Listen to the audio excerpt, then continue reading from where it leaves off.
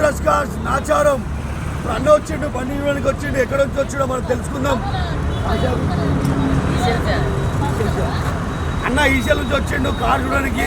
కాబట్టి మనం రేపు 26 జనవరి కార్ అయితే ఏదైతే కార్ పెడుతున్నాం తప్పకుండా అన్నకి ఒక కార్ అయితే అన్నకు తీసి పక్క పెట్టి అన్నకు మాత్రం ఇవ్వడం జరుగుతుంది. తప్పకుండా అన్నకైతే బండి ఇచ్చి పంపిస్తాం. చెప్పనా డ్రెస్ కార్